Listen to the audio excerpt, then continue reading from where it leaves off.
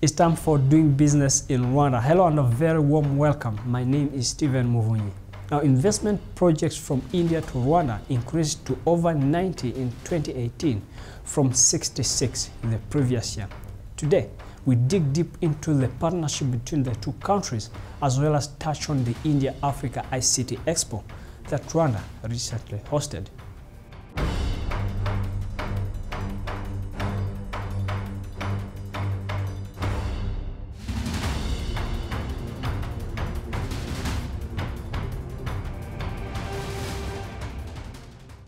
Earlier this month, Rwanda hosted the India-Africa ICT Expo that aims to promote the ecosystem of digital transformation. As Africa, and Rwanda to be specific, strive to promote the digital economy, India is believed to be an ideal partner given its progress in the sector.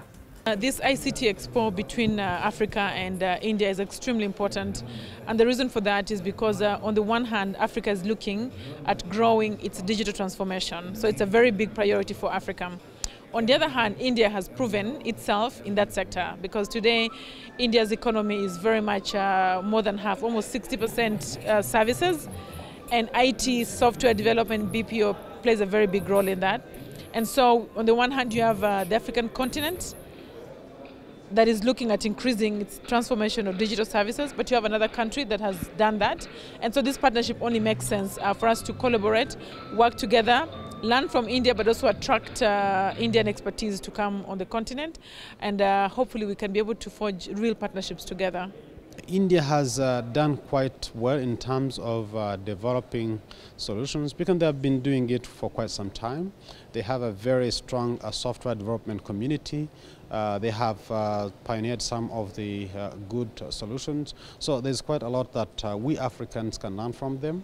But the key element here is learn from what they have done, customize it, or develop our own solutions based on what they have done.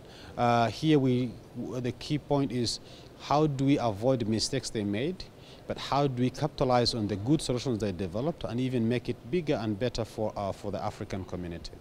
This expo is a part of India's vision to totally engage and connect with Africa.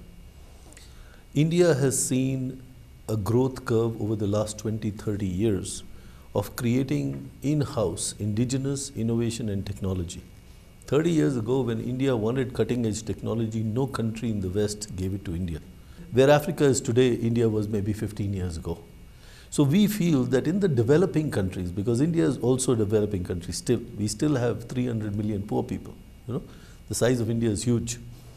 We feel that if we can use our technology and innovation for the growth of India, why can't we share it with Africa? There are a number of great innovative solutions that we have developed, and I believe this can be deployed not only across African continent but also across the world.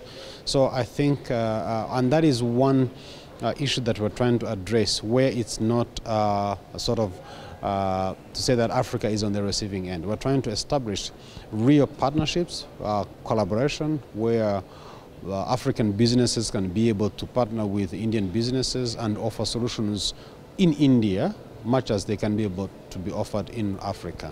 The Expo brought together various exhibitors, and some of them expressed interest in investing in Rwanda. Sridhar V is one of them. We have been hearing that the African market is booming in all sense, both economically wise, the business wise, and a lot of the business houses are aiming at the African countries for the next business boom to happen. So this is our first entry into the Rwandan market, where we actually want to test the market and feel whether our product would be acceptable to this country and what would be the future demand for our IT software solutions. We see that there is a lot of development happening especially in Rwanda. In fact, we are actually amazed by the development that has happened in the last 25 years after the genocide that has happened, and the pace in which the Rwandan government is actually moving towards the development of the infrastructure, other facilities, the medical facilities, the telecommunication sector, the IT sector. So we find that the Rwandan would be the best country to probably enter, and from here we can probably get along with the other countries like Uganda and Malawi and all other places we can go. So this probably we're looking at as a hub to cater to the other African countries too. Diplomatic relations between Rwanda and India were established 20 years ago. In July 2018, India's Prime Minister Narendra Modi paid a state visit to Rwanda in which he emphasized his country's eagerness to improve cooperation with Rwanda. India and Rwanda have a time-tested friendship. It is a matter of pride for us that India has been a trusted partner in Rwanda's economic development and in its national development journey. We will continue to contribute to Rwanda's development journey in the future as well. Investment projects from India to Rwanda reached 91 in 2018 from 66 the previous year. This reflects the ever-growing interest by Indian investors in the Rwandan market. We have more than $100 million of investments from India, and it keeps growing.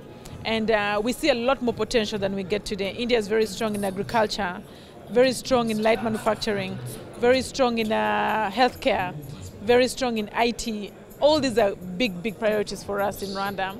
And so we think that we've only just scratched the surface when it comes to the potential of India. We want to go deeper.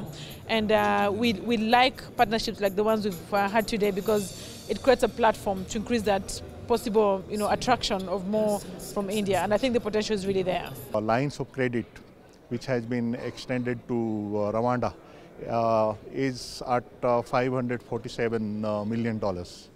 So it's a big amount of money that we are extending to Rwanda for its development, and they span a number of areas like this Nya Warongo power project. It was funded by India under the lines of credit.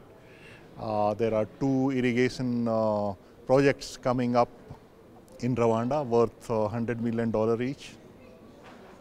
There is also one Base Butaro Kidaho road project which is under pipeline. There is also one the technical and vocational educational training center which is coming up, on that we are cooperating. And then there is also $100 million for the development of special economic zones in Rwanda. So our partnership has really gone very deep. In the year 2017, Rwanda and India embarked on a joint initiative called India-Rwanda Innovation Growth Program to streamline operations between the two countries. The benefits of this program are remarkable.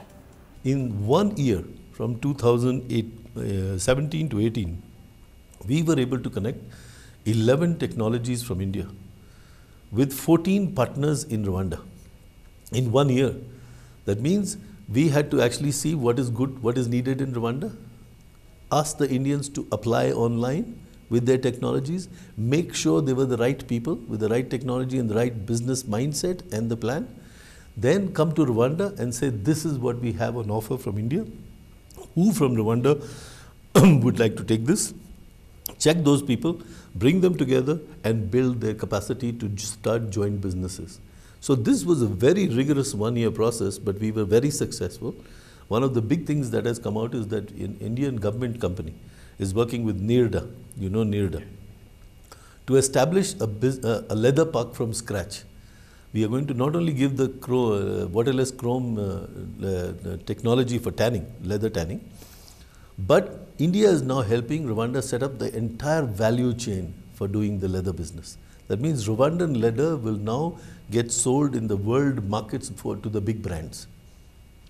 So this is one example, but we've done interventions in solar power, we've done food processing, we've done agriculture, biofertilizers, biosoil supplements. We've also done waste to energy conversion, clean water. ICT is one of the sectors that Rwanda has put at the forefront of its development agenda and has set out to become an ICT hub and knowledge-based economy.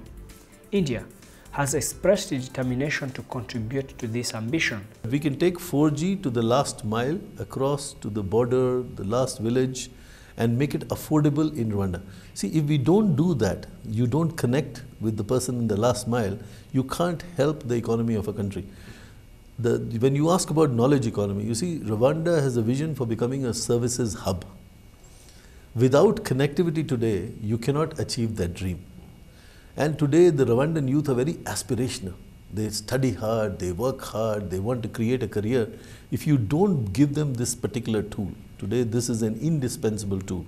You know, the cell phone that you have. And now Mara is going to make this inexpensive cell phone in Rwanda. You have a computer being manufactured in Rwanda. So when this is connected through broadband, that's the only way you can create a knowledge economy. I can teach you in college what is ICT and IT, but if you can't apply it and use it, it does not create a knowledge economy. So India has on offer through this Expo people who will create the infrastructure, people who will create the software and technology in IT as applications to make the services, both public and private, available to the people in the last mile. That's how you get the knowledge economy. One thing which I feel good about Rwanda is that there's a lot of motivation in the people, a lot of talent. The government seems to be very serious about providing broadband to all its citizens, because with broadband infrastructure in place, I think there's a great opportunity for Rwanda to transform into a digital economy.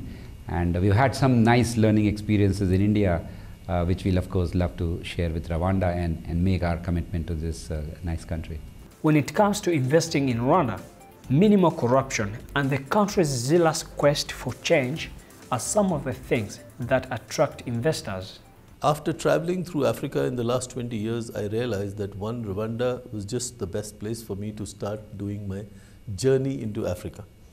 It is a small, it is a beautiful, it's a country of 1,000 hills, 1,000 smiles.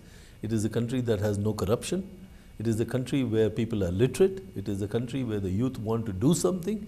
It is a country where the leader has a vision to chart a course that takes Rwanda and Africa into a completely new territory, a new era of a smart revolution, I would say.